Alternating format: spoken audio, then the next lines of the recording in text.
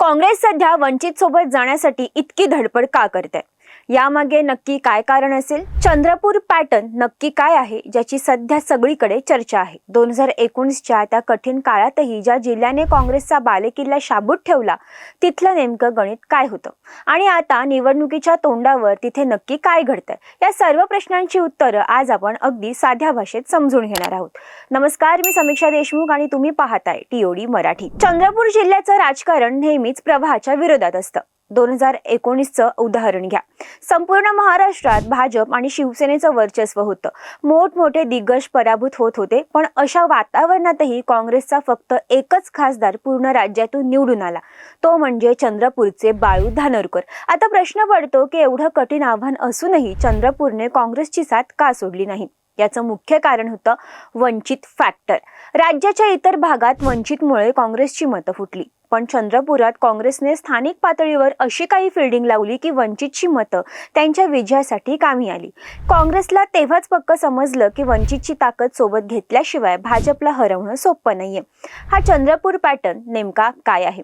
तर विजय वडेट्टीवार आणि खासदार प्रतिभा धानोरकर यांनी आपले जुने वाद बाजूला ठेवले. त्यांनी फक्त पक्ष नाही चालवला, तर तिथे वामनराव चटप यांची शेतकरी संघटना असो किंवा आदिवासींची गोंडवाना गणतंत्र पार्टी अशा जमिनीवर पकड असलेल्या छोट्या संघटनांना जवळ केलं. या संघटनांची 10 ते 15% मतं जेव्हा काँग्रेसच्या बाजूने उभी राहिली तेव्हा भाजपची सगळी गणितं चुकली.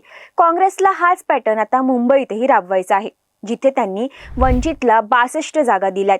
पण आता चंद्रपूरच्या स्थानिक राजकारणात मात्र एक नवीनच वळण आले. ते म्हणजे महानगरपालिकेची जी युती होईल असं सगळ्यांना वाटत होतं, ती आता फिसकटली आहे. विजय वडेट्टीवार यांनी आपल्या बालेकिल्ल्यात एक मोठा आणि वेगळाच डाव टाकलाय. काँग्रेस आता कोणाचीही मदत न घेता सर्व 66 जागांवर स्वबळावर लढणार आहे.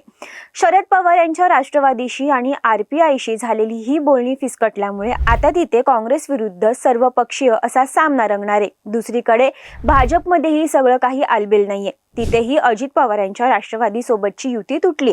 आता भाजप फक्त एकनाथ शिंदेच्या शिवसेनेला 8 जागा देऊन मैदानात उतरणार आहे. बाकी जागांवर भाजप स्वतःचे उमेदवार उभे करणार आहे.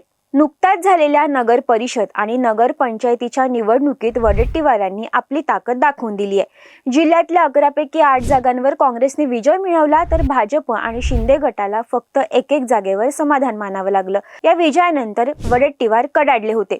चंद्रपूर में टायगर अभी जिंदा है. तर एकीकडे मुंबईत काँग्रेस वंचितला सोबत घेऊन भाजपला रोखायचा प्रयत्न करते, तर दुसरीकडे चंद्रपुरात वडेट्टीवारांनी स्वबळाचा नारा दिलाय. आता हा चंद्रपूर पॅटर्न मुंबईत चालणार की चंद्रपुरात वडेट्टीवारांचा टायगर पुन्हा बाजी मारणार, हे पाहणं उत्सुकतेचं ठरेल. तुम्हाला काय वाटतं? वडेट्टीवारांचा हा स्वबळाचा निर्णय योग्य आहे का?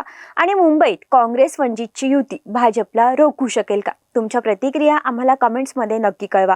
महाराष्ट्राच्या राजकारणातील अशाच महत्त्वाच्या बातम्यांसाठी पाहत रहा टीओडी मराठी.